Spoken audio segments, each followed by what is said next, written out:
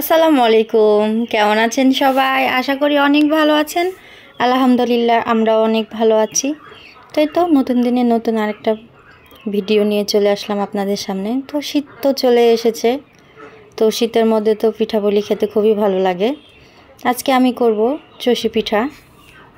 তো আমি এদিকে চালের আটা নিয়েছি গুড়, এদিকে নিয়েছি দুধ, আর এদিকে গরম মশলা, দারচিনি, বাদাম, কিশমিশ সবগুলো নিয়েছি। তারপরে এখানে আমি একটা পাত্রে পানি গরম দিয়ে দিয়েছি। তো পানিটা ফুটে আসছে দেখতে পাচ্ছেন। তো সাথে দিয়ে দিলাম লবণ। তারপরে এখন আমি আটাগুলো দিয়ে ভালো করে আটাটাকে খুমির করে নিব। তো আটাগুলো আমি দিয়ে দিচ্ছি। তারপরে ভালো করে নাড়াচাড়া করে নিয়ে আটাটাকে আমি ভালো করে খুমির করে নিব। তারপরে ভালো করে সানতে হবে। তো যত সম্ভব তত ভালো পিঠা হবে। তো এখন আমি আটা একটা খঞ্চাতে ঢেলে নিয়েছি, দিয়ে ভালো করে এখন সানবো। তো দেখতেই পাচ্ছেন কি সুন্দর একদম আটার সাদা ফটফটা। আসলে শীতের পিঠা কিন্তু খুবই ভালো লাগে। আমরা সবাই মিলে একসঙ্গে শীতের পিঠা বানাই। তো প্রায় আটা সানা হয়ে গিয়েছে। এখন আমরা একে একে পিঠাগুলো তৈরি করে নিব।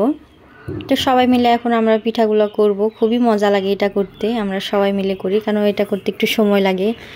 আমি, আমার যা, শাশুড়ি, আমাদের মেয়ে, দেখতে পাচ্ছেন সবাই মিলে পিঠাটাকে তৈরি করছি। তো এইভাবে গোল গোল এবং লম্বা লম্বা করে শেপ করে নিয়েছি। তো এভাবে করে আমরা সব পিঠাগুলো তৈরি করে নিব। দেখতে পাচ্ছেন কি সুন্দর। সবাই মিলে একসঙ্গে কাজ করতে কিন্তু খুবই ভালো লাগে। তো এভাবে আমরা সব পিঠাগুলো করে নিলাম। দেখতে পাচ্ছেন কি সুন্দর হয়ে গিয়েছে, অনেক সুন্দর হয়েছে। এখন আমরা একটা পাত্রে পানি গরম দিয়ে দিব। তো পানিটা ফুটে আসলে আমরা এখানে একে একে সবগুলো উপকরণগুলো দিয়ে দিব।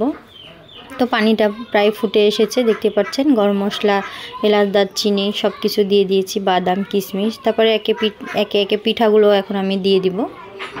তো সব পিঠাগুলো দিয়ে আমি ভালো করে একটু নাড়াচাড়া করে নিব। তো পিঠাগুলো দিতে হবে আর নাড়তে হবে, না হলে গোটা লেগে যেতে পারে। তো আমি একটু করে দিচ্ছিলাম আর নাড়ছিলাম। তারপরে তো গুড়গুলো দিয়ে দিলাম দেখতে পাচ্ছেন, দিয়ে আরও একটু ভালো করে নাড়াচাড়া করে নিব। তারপরে তো দুধ দিয়ে দিচ্ছি। তো সব কিছু দিয়ে দিলাম। আপনারা চাইলে এখানে নারকেলও দিতে পারেন, অবশ্য আমি নারকেল দিইনি। তো ভালো করে সুন্দর করে তো আস্তে আস্তে পিঠাটাকে নাড়া লাগবে। তো দেখতে পাচ্ছেন ফুটে এসেছে। তো আমার ভিডিওটা যদি ভালো লেগে থাকে অবশ্যই লাইক, কমেন্ট, শেয়ার করবেন। ইউটিউবে সাবস্ক্রাইব করবেন, ফেসবুক পেজে ফলো দিয়ে পাশে থাকবেন প্লিজ। তো আমার রেডি হয়ে গেছে চষি পিঠা বা আখিয়া পিঠা।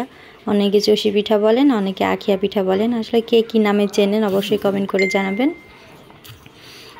তো একটা বাটি নিয়ে নিয়েছি, সুন্দর করে এখন পরিবেশন করব। তো বাটিতে সুন্দর করে তুলে নিলাম।